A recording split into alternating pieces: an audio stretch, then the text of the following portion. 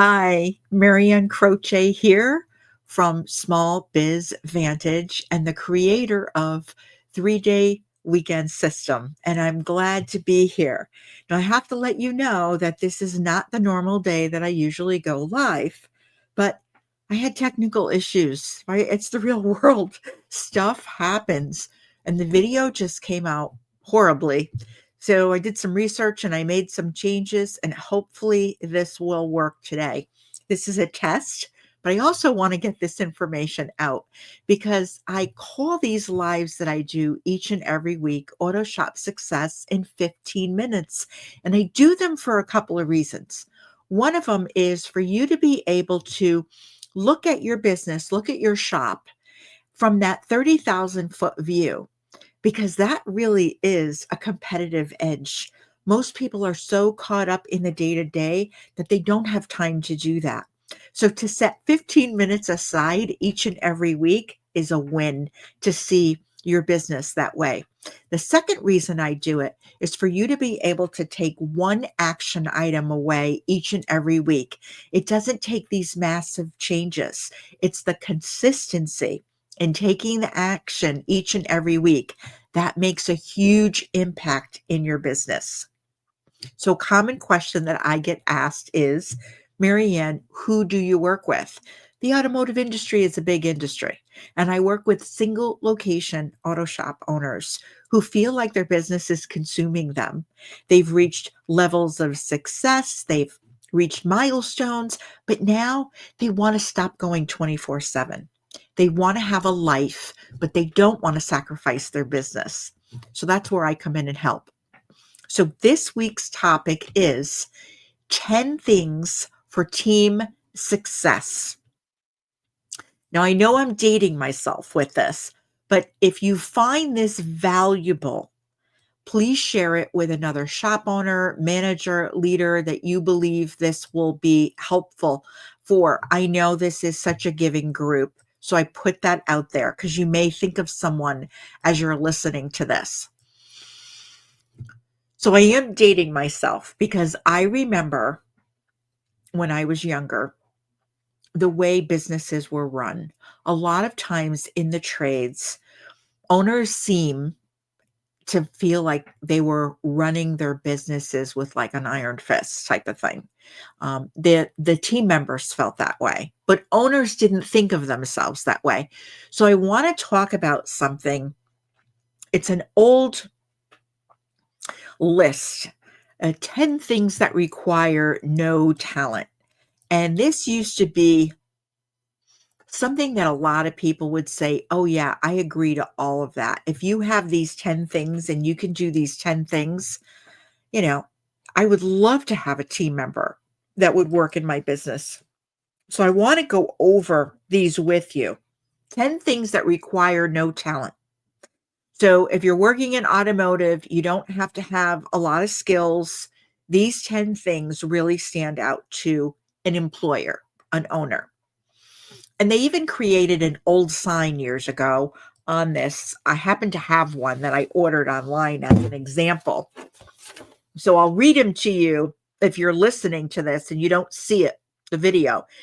10 things that require zero talent: being on time, making an effort, being high energy, having a positive attitude, being passionate, use good body language, being coachable, do a little extra, be prepared, and having a strong work ethic. I hear that a lot today. People talking about work ethic or lack of work ethic. Yeah, tongue twister, work ethic. So the thing here is it could really seem when this is put out there, the be on time, the work hard, the good attitude, all of that. It's well-meaning. I get it. I get where it comes from. But if we're really honest, it could feel outdated and like an owner is just saying, do better or else. That's it. So I really want to flip this today. And I want to reframe these 10 things as a tool for ownership, alignment, and team success. And I want to unpack this for you. Look at them as not rules. They're not rules. They're tools. Every one of these is a choice you get to make daily to grow your skills, your reputation, and your career path. When a shop owner and team member lean into these together, the whole business thrives. So think about that for a moment. This is talking about mutually being aligned. So I want to share with you these 10 things as a tool for ownership, alignment, and team success. But this is the modern version of it, not the bossy control version of it. Being on time. This is about being dependable. When you're ready to go, the team can count on you to start strong. So you think about it. You're not rushing through the door like, oh, I just made it. I'm here on time. Okay, check that box off. You're actually there and you feel good about the day. You had a chance to take a breath, maybe to get your cup of coffee, and you're clear headed and you're ready to go. Work ethic is number 2. It's showing up every day ready to be your best. We're not talking about perfection, being perfect, but we are talking about progressing.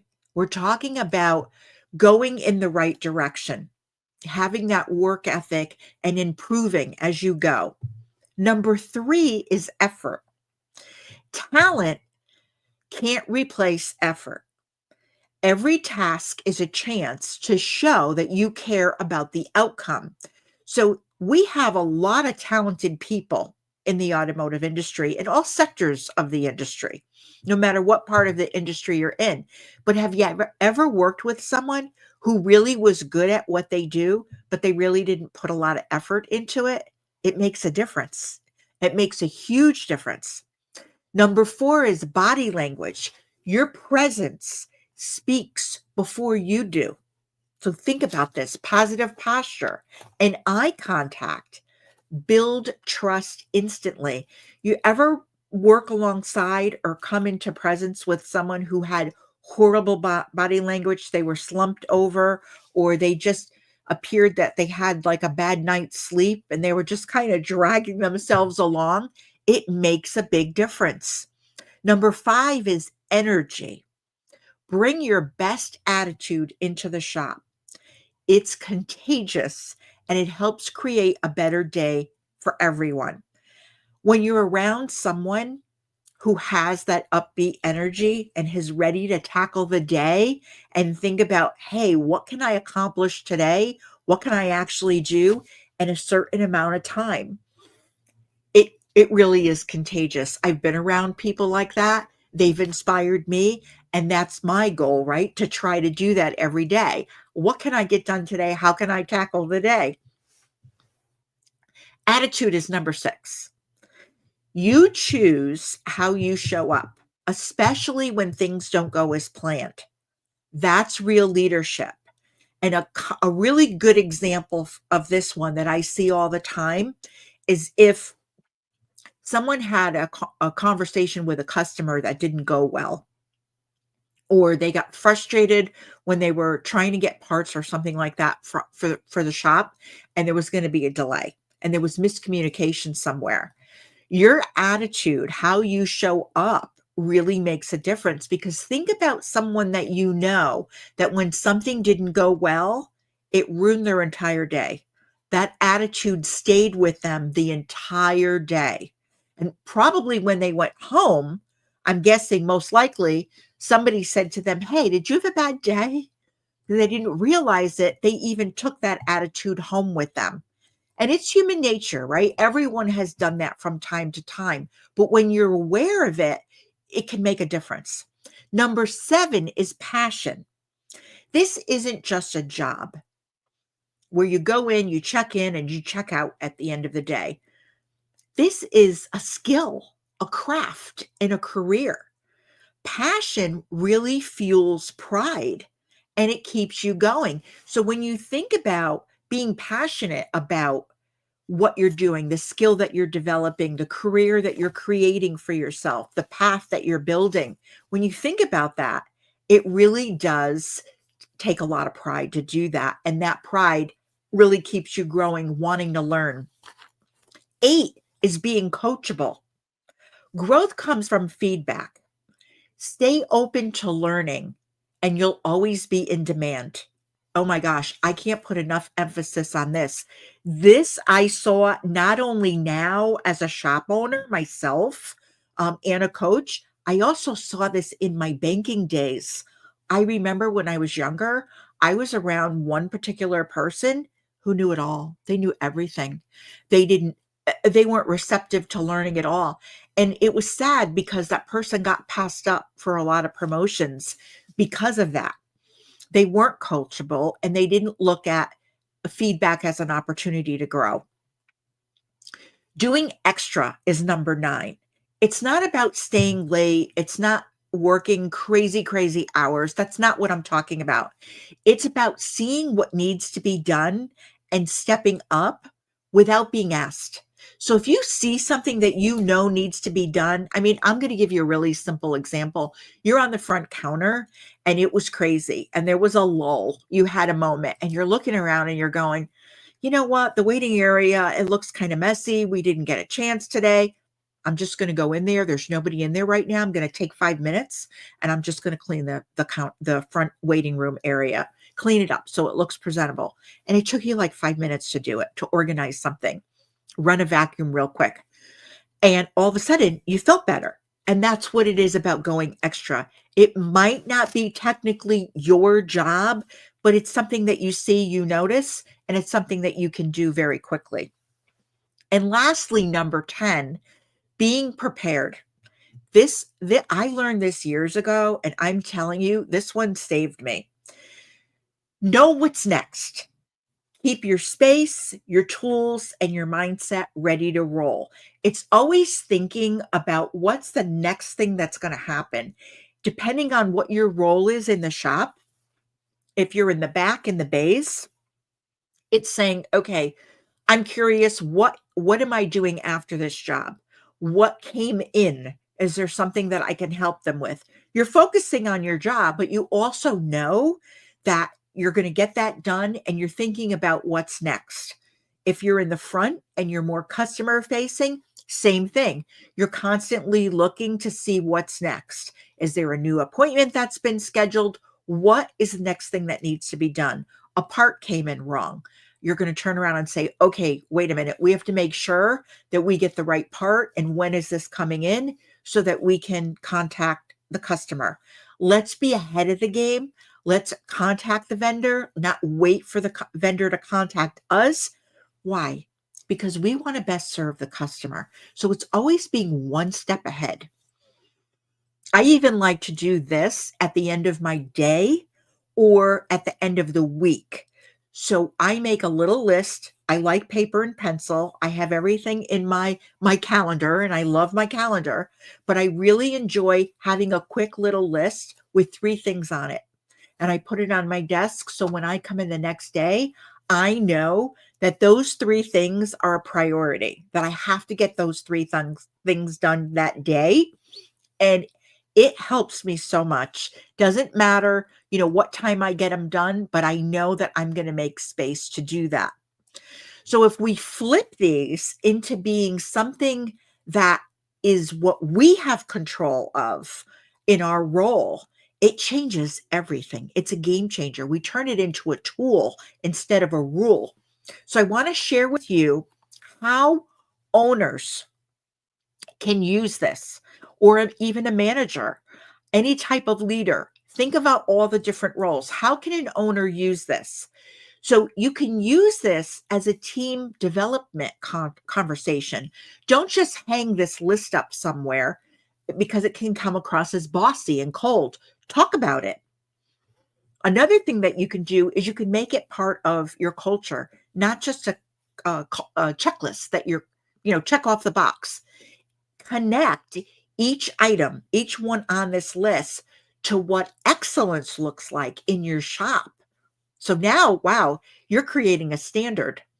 Use it in interviews to find values with aligned hires. So maybe a simple question, if you were to show them the list, which one of these do you think matters most in a shop? And tell me why. and then see how they react and how they respond to it. Lastly, acknowledge team wins that reflect these. So, for example, if you recognize when someone quietly does the right thing or they went the extra mile and they did something that technically wasn't their job, that's something to recognize. That is a small win.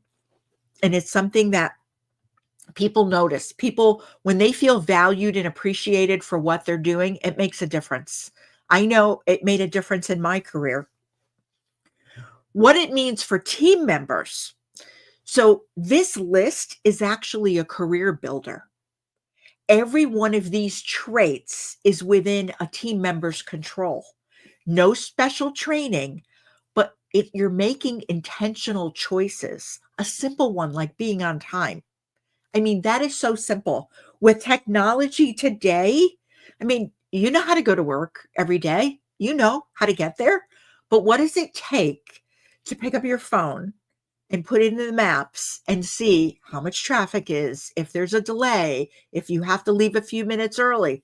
It's really not that hard.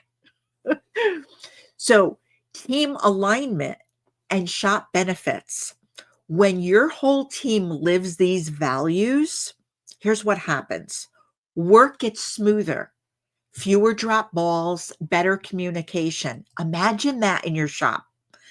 Imagine the headaches that would be lessened. I know they're not all going to be gone. I have to be realistic, but imagine the degree that they could be lessened. Culture improves. People support each other, not just survive the day. Let me just get through the day. I can't wait till the end of the day. They actually support one another. Another one is customers feel it. The energy, the care, and the professionalism comes through. Have you ever been in a place? It could be anything that you're doing. You're in a store, maybe in a bank, or you're out and about, and you see that the person behind the counter is really frustrated or aggravated, or they have that lack of energy. You feel it. You definitely feel it. Oh, they don't care. Oh, this place isn't professional. You can tell. So that's what we want to be aware of, because we've all experienced it on the other side. We want to make sure that we don't show up that way. And lastly, business grows. Efficiency goes up. Complaints go down, and people want to stay. And that's a big thing that I hear from shops, is that retaining people. Once you hire a person and they turn out to be an amazing asset to your team, an amazing team member, you want to keep them. So how easy is it to keep people when they want to stay? So these are behaviors that unify a team, especially when they come from shared ownership. In other words, everyone aligns with them. They're not rules from the top. You better do this or else. That was a very old school way of operating a business, and I don't recommend it. So every week, I share a 1 week rule. That's the part of this where we take action each and every week, because you can listen to me and then go about your day, right, and everything gets forgotten. So take an action step every week.